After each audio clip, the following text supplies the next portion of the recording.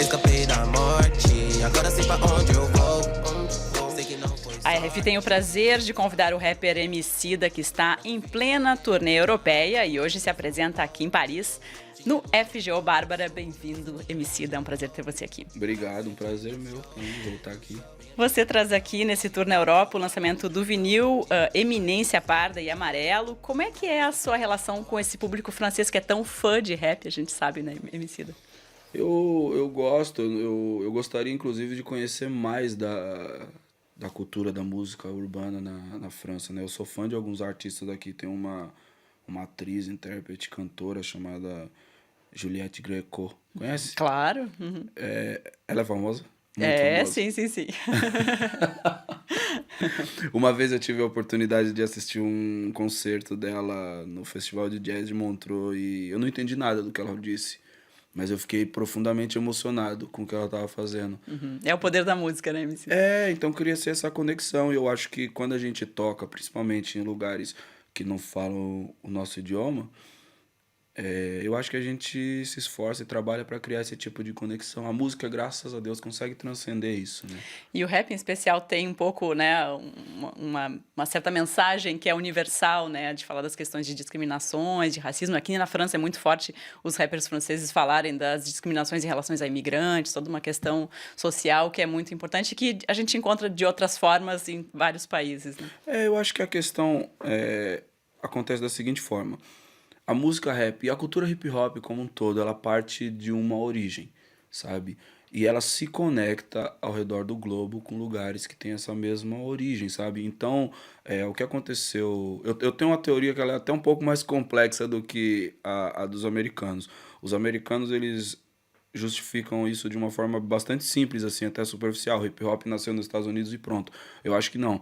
Acho que existia uma série de manifestações culturais que já vinha acontecendo ao longo do continente americano como um todo e no continente africano também, por causa da questão da oralidade ser tão presente na cultura dos africanos.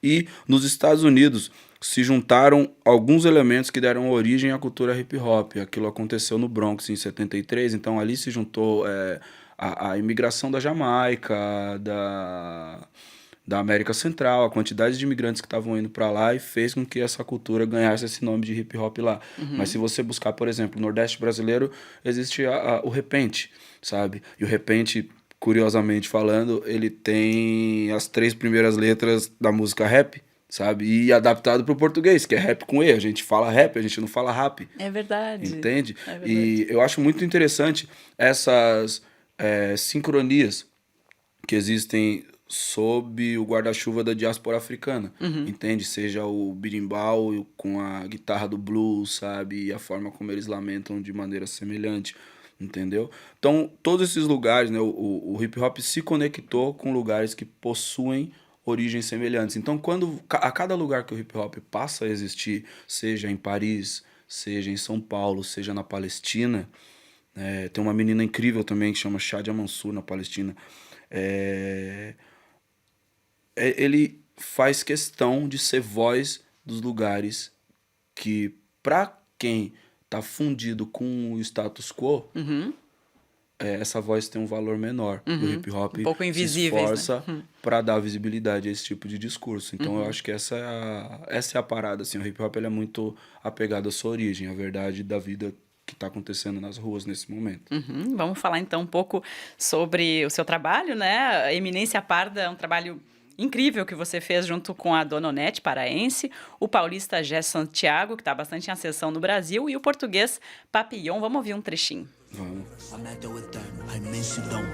Como abelha se acumula sob a telha, eu pastoreio a negra ovelha que vagou dispersa. Polinização, pauta, conversa, até que nos chamem de colonização reversa. E tanto quanto a letra, né, o clipe dessa música é um retrato bastante perturbador da questão do racismo no Brasil. E mais do que nunca, esse momento é o momento de escancarar que esse racismo está por todos os lados no Brasil, embora muita gente esteja questionando isso, né, de um tempo para trás. Nos últimos tempos, não é só os militantes antirracistas que sofrem com a ascensão da ignorância no Brasil, sabe? Existem questionamentos a respeito da importância das vacinas, sabe?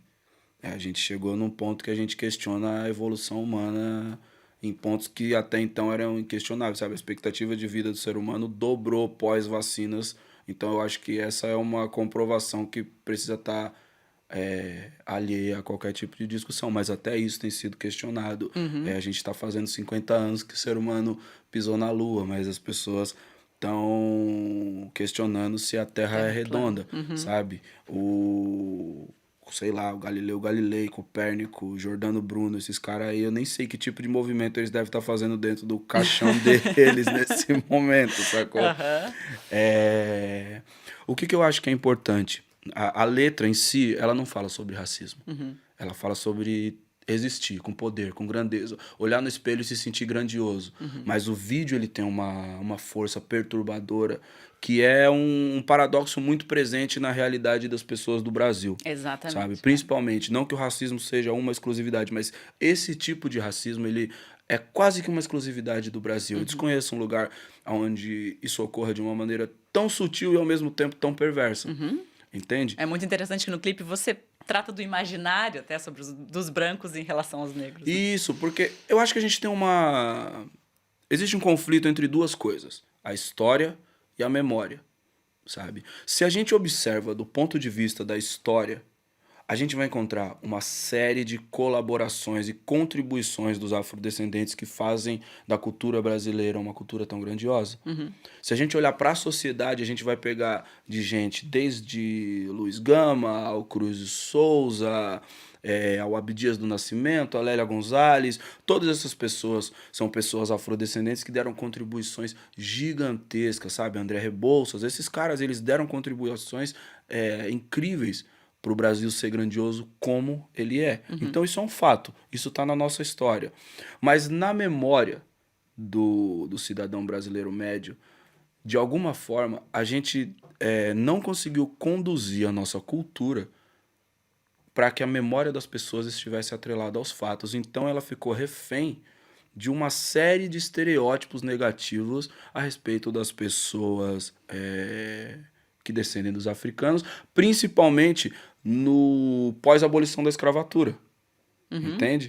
Então esse conflito entre a história e a memória, ele é uma coisa que a gente conseguiu desenhar de uma maneira muito perspicaz no vídeo, que é extremamente possível, sabe? Que é uma família negra com uma garota que estuda bastante, consiga seu intercâmbio e eles vão sair para jantar numa noite para comemorar.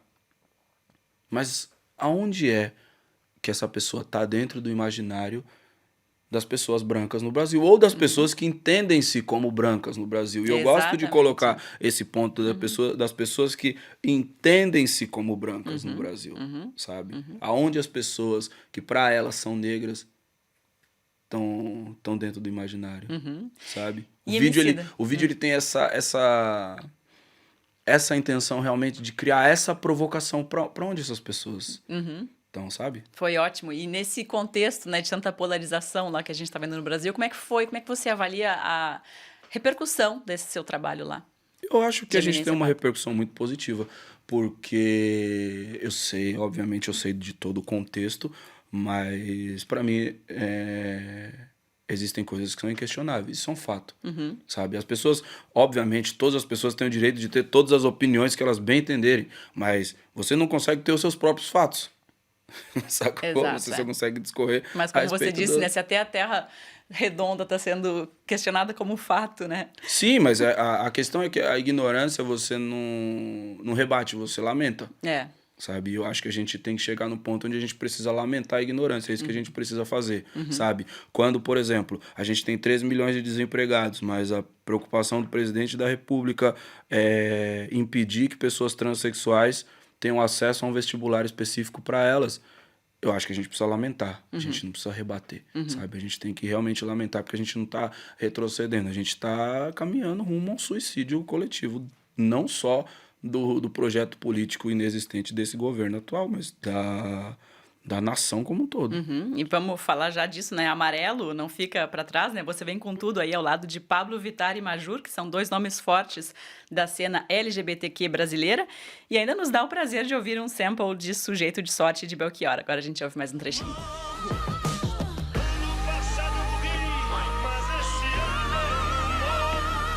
quer que eu fale? Não as minhas cicatrizes, elas são coadjuvantes. Não é por acaso, né, que você convida Major e Pablo Vittar, né? Não, nada é por acaso.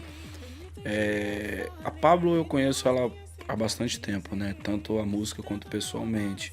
Eu tive a oportunidade de conhecer ela na estrada. A gente, como músicos, às vezes a gente se esbarra numa mesma cidade. E ela sempre foi muito simpática e receptiva comigo. E eu já admirava a música dela, a capacidade dela, tudo que ela vem construindo, né? A capacidade artística dela, realmente. Ela é muito criativa e muito, como eu posso dizer, competitiva consigo mesmo, sabe? Ela tem essa coisa de superação mesmo, de criar coisas mais legais e tal. Então eu conheci ela há algum tempo e tinha essa coisa de...